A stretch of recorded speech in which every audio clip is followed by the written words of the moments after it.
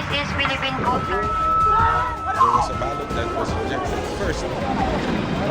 Live mula sa GMA Network Center, ito ang 24 Oras.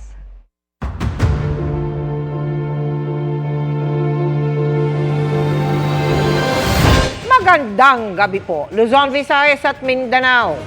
Pirmado na ni Pangulong Bongbong Marcos ang executive order na bubuo sa Independent Commission na layong imbestigahan at mapanagot ang mga nagnakaw sa kaban ng bayan. Bagaman wala pang pinangalanan sa tatlong magiging miyembro ng komisyon, inilatag na ang kapangyarihang saklaw nito na kahalintulad ng isang hukuman. Kabilang dyan ang pagsasagawa ng mga pagdinig, paglalabas ng subpoena at pagre-rekomenda ng kasong pwedeng isampa sa mga mapapatunayang sangkot sa anomalya. Nakatutok si Ivan Mayrina. Sa bisa na Executive Order 94 na nilagdaan ni Pangulong Bongbong Marcos ngayong araw, binuo na ang Independent Commission for Infrastructure o ICI. Ito yung independent body na inaatas sa mag-imbestiga sa mga maanomalyang flood control projects at magre-rekomenda na mga isasampang kaso sa mga sangkot. Bubuuin nito ng isang chairperson at 2 miyembrong hindi pa rin pinapangalanan hanggang ngayon, pero i-anunsyo raw mismo ng Pangulo. Prioridad ng investigasyon ng ICI, hindi lang mga flood control project, kundi lahat ng infrastructure project sa buong bansa sa nakalipas na 10 taon. Saklaw niyan ang mga administrasyong Aquino, Duterte at Marcos. Mga paglabag sa Anti-Graft and Corrupt Practices Act, Code of Conduct and Ethical Standards for Public Officials at iba pa mga batas ang tututukan sa investigasyon ng ICI. Dito ibabase ang rekomendasyon sa paghahain ng kasong kriminal, sibil at administratibo. Kahalintulad ng hukuman ng kapangyarihan nila, pwede magsagawa ng pagdinig at maglabas sa mga subpina para magpatawag ng testigo at dokumento. Pwede rin sila magrekomenda para sa pagsasailalim sa Witness Protection Program. Pwedeng humingi ng report ang investigasyon ng mga komite ng Kamara at Senado, mga court records sa Sandigan Bayan, at maging mga libro, kontrata at bank records. May kapangyarihan din ng ICI na magrekomenda sa otoridad na maglabas ng whole departure order, magpauwi ng nasa abroad, at magpa-freeze ng mga ari-arian, mga deposito.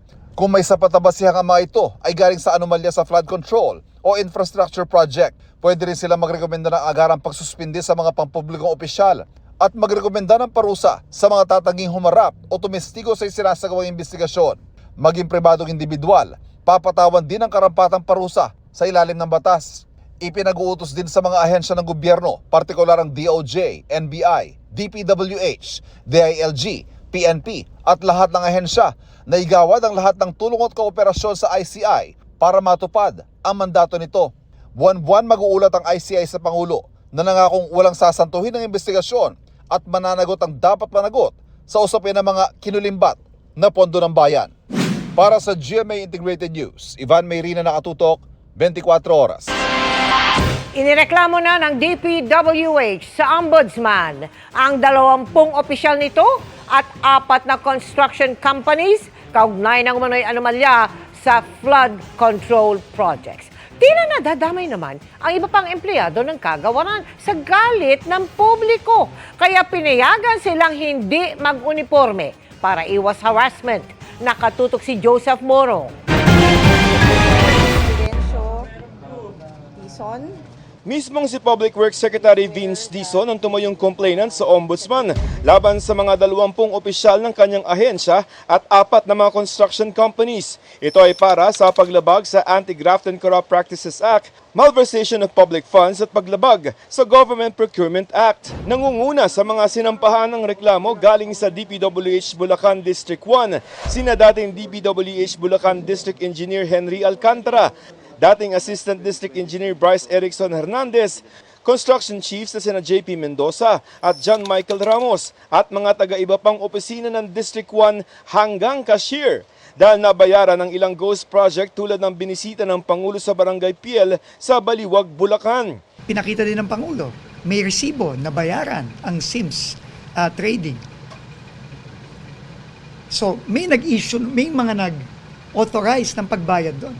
Inireklamo rin ng 5 taga-construction companies, sina Sally Santos ng Sims Construction Trading na umaming nag-deliver ng mga kahong-kahong pera kay Hernandez, Mark Alan Arevalo ng Wawaw Builders, Robert Imperio ng IM Construction Corporation, Maria Roma Angeline Rimando ng St. Timothy Construction Corporation at Sara Discaya para rin sa St. Timothy. Hindi pa kasama sa reklamo ang asawa niyang si Pacifico o Curly Discaya. Si Sara Discaya lang po ang umamin under oath na siya ang beneficial owner ng St. Timothy. Pero, wag po tayong mag-aalala, kagaya ng sinabi ko, marami pa to at una pa lang ito. Sa investigasyon ng DPWH Internal Audit Service o IAS mula August 13 hanggang 20, lumabas na may sabwatan at paulit-ulit na scheme o sistema ang mga inireklamong taga DPWH sa mga kontraktor para palabasing natapos na ang mga proyekto at masingil ang gobyerno sa 9 na proyekto sa Malolos, Hagonoy, Baliwag, Bulacan at Kalumpit sa Bulacan. Ang halaga ng mga proyekto hindi bababa sa 249 million pesos. Lampas na kung tutuusin sa 50 million pesos na halaga para makapagsampa ng reklamang plunder. Ang pinaka madaling i-prove at pinakamabilis ay itong mga kasong sinama natin dito. Ang kailangan, ang kahihinatnan nito ay makulong ang mga dapat makulong sa lalong madaling panahon. Open and shut case ang mga ito. Hiniling din ng DPWH sa Ombudsman na magsagawa ng forfeiture proceedings at makipag-ugnayan sa Anti-Money Laundering Council para sa mga iba pang paglabag. Ang importante dito, maibalik ang pera ng tao. Ngayong may nakahain ng formal na reklamo o complaint dito sa Ombudsman, ang Ombudsman ay magsasagawa ng preliminary investigation at pagkatapos ng investigasyon ay maghahain naman ng formal na kaso sa Sandigan Bayan kung saan ito lilitisin. Sinusubukan pang makuha ng GMA News ang panig ng mga kinasuhan. Pero ang abogado ni Hernandez gusto pa raw mabasa ang buong complaint. I haven't seen the complaint just yet. However, my take lang is, have we seen the complete picture? Bakit meron ng agad criminal complaint? And I just want to see, sino ba ang respondents dito?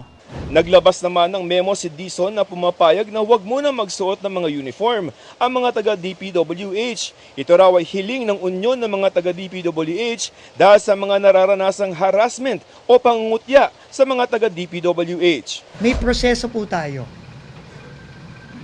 We will all get the justice that we all deserve as Filipinos. Para sa GMA Integrated News, Joseph Morong, Nakatutok 24 Oras. Matapos magdawit ng ilang senador sa katiwalian, hiniling ni dating DPWH Engineer Bryce Hernandez na mabigyan siya ng proteksyon at mailipat sa PNP Custodial Center. Nasa peligro umano ang kanyang buhay, lalo ngayong ipinakulong siya sa Pasay City Jail ng Senado. Nakatutok si John Consulta. Tatlong hiling ang nakapaloob sa 10 pahinang writ of amparo petition na inihain ng mga abogado ni DPWH Engineer Bryce Hernandez sa Pasay Regional Trial Court. Una, mabigyan si Hernandez ng Witness Protection Order. Ikalawa, mailagay siya sa Witness Protection Program ng DOJ. At panghuli, mailipat ang kanyang detensyon mula Pasay City Jail papuntang PNP Custodial Detention Center sa Camp Crame. Ayon sa kanyang abogado na 3 oras na kausap ni Hernandez kanina, nasa peligro ang buhay ng DPWH engineer sa Pasay City Jail. Dahil yan sa mga bininyag dito sa Kamara, kabilang ang pagpangalan kina Senador Jingo Estrada at Senador Joel Villanueva sa mga nakikinabang umano sa mga proyekto ng DPWH. Bagaman may hiling ang Kamara na manatili sa kanilang poder si Hernandez para bigyan siya ng proteksyon. Iginiit ng mga senador kahapon na dapat mapunta sa kanila ang kustodiya kay Hernandez dahil na-cite for contempt siya sa Senado noong Lunes dahil sa hindi umano pagsasabi ng totoo. Mosyon nila kahapon, ilipat si Hernandez sa Pasay City Jail na kahapon din ipinatupad. Right after the revelations were made, the threat became exponential. That's why it highly suspect yung pag-transfer sa kanya from PNP Custodial to the Pasay City Jail. The movant ay isang tao na si Bryce mismo ang nag-akusa. So this is not speculative. This is real. There is a threat and there is a threat sa security ni Bryce. Pangamba ng abogado ni Hernandez, posibleng maapektuhan ang mga susunod na ibubunyag nito oras na manganib ang kanyang buhay sa Pasay City Jail. What signal is the Senate trying to impress? Di ba? here is my client courageously divulging details, and yet he was brought to Pasay City Jail. Ano ang impact nun? Dadalawang isip na. He was actually thinking whether what he did nung Congress was a right decision. Samantala, magpapadala ng sulat sina Bicol Saro Party List Representative Terry Ridon para iapila ang paglipat kay Hernandez. We have every reason to fear for the life of Bryce Hernandez in Pasay City Jail. He is at the center of being accused. Si Senator Jingo Estrada and Senator Joel Villanueva in the greatest corruption scandal of this decade. Para sa GMA Integrated News, John Consulta, nakatutok 24 oras. Walang takas sa mga otoridad ang lalaking nambasag sa van ng isang pulis sa Pasig. Bukod sa mga gamit, pinuntirya ng suspect ang automatic rifle ng biktima at ibinenta online sa mababang halaga. Narito ang eksklusibo kong pagtutok. Naaresto ka namin sa Mabilis natunton at naaresto ng Pasig Police ang lalaking ito na itinuturong tumangay sa automatic rifle na ito na kung tawagi Galil na pag-aari ng isang pulis. Ayon sa Pasig Police, dinistrongka ng suspect ang likurang bintana ng nakaparadang passenger van ng biktima sa barangay Bagong Ilog. Saka inabot lahat ng personal na gamit na nasa upuan, pati ang service rifle na inisyu ng PNP sa pulis.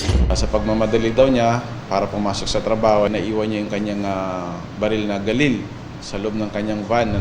Dito unang nakuna ng CCTV ang suspect pagkatapos na isagawa ang krimen. Hindi halata pero habang siya'y naglalakad palayo, bitbit niya ang baril na binalot ng tela. Sa mismo pinaradahan po niya ay wala po tayong nakuha ang mga CCTV, no?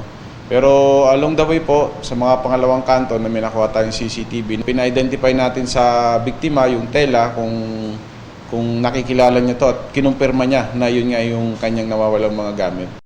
Mula sa Pasig, sumabit ng jeep ang suspect. Nilagay ang baril malapit sa estribo. Saka bumiyake pa Mandaluyong at Taguig kung saan siya nakatira. Kinabukasan, ibinenta na ng suspect ang automatic rifle online. Higit 100,000 piso ang halaga nito ayon sa investigasyon. Pero ibinebenta lang daw ng suspect ng higit sa kalahati ang presyo. Binibenta po niya ito sa halagang 40,000 lamang. Pumayag po yung ating suspect na may kapag-meet up sa ating confidential informant. Hindi nagbigay ng anumang pahayag ang suspect na nasangkot na pala sa kung ano-anong kaso. Series of robbery na po yung ginagawa niyang kaso, hindi lang po dito sa Pasig, nahuli na rin po siya sa Taguig. Ang pulis naman na may-ari ng ninakaw na baril, sinampahan ng kasong administratibo. Wala pa siyang pahayag sa GMA Integrated News. Paalala naman ng pulisya sa mahilig bumili ng baril kung kani-kanino. Pagka yung pong nagbebenta ng baril ay wala po siyang lisensya at wala pong LTOP, ay mas magandang wag na po ninyo itong bilhin dahil hindi nyo po alam kung saan ginamit yung baril na yon.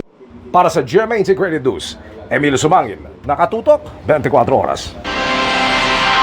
14 na ni-recruit para gawing scammer abroad ang sinagip sa Palawan.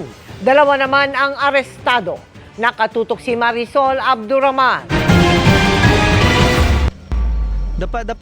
Dito na sa bundok ng Barangay Taburi, Rizal, Palawan, naharang ng mga otoridad ang mga sasakyan lula ng ilang Pilipino kahapon.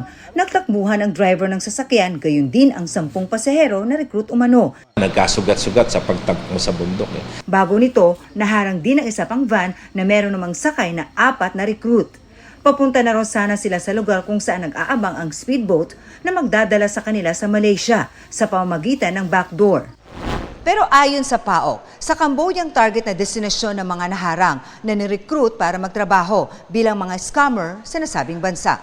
Pero hindi raw tulad ng mga unang na-rescue ng PAOK. Sa pagkakataong ito, alam daw ng mga na-recruit ang kanilang magiging trabaho. Alam nila na gano'n ang papasukin nila. Medyo nakakatakot na ito kasi nga mga Pilipino na itong mga nagiging mga keyboard criminals, ano? Alam nila na yun sa Cambodia may mga checkpoints silang dadaanan doon. Alam nila yung laki ng risk. Mula Maynila, ibinyahe ang mga na-recruit papuntang Palawan. 60 hanggang 80,000 pesos daw ang alok na sahod sa mga ito. Meron pa raw mga incentive depende sa laki ng kanilang may scam. Love scam. Ipapasok na dyan yung investment scam. I-introduce ka nila sa cryptocurrency. Sa kabuuan, umabot sa 14 ang nailigtas. 2 sa kanila ang iniimbestigahan ng PAOK na nag-guide daw sa grupo. Inaresto naman ang 2 driver. Sa tingin ng PAOK, posibleng konektado ang mga ito sa mga nailigtas kahapon ng NBI na mga nirecruit din papunta rin ng Cambodia. Hindi lang naman isa o dalawa yung scam hubs, yan marami. Meron po tayong mga tinitingnan ng mga malalaking sindikato na involved sa ganitong klase ng operation. Sasampahan ng reklamong paglabag sa Anti-Trafficking in Persons Act of 2003 ang mga driver.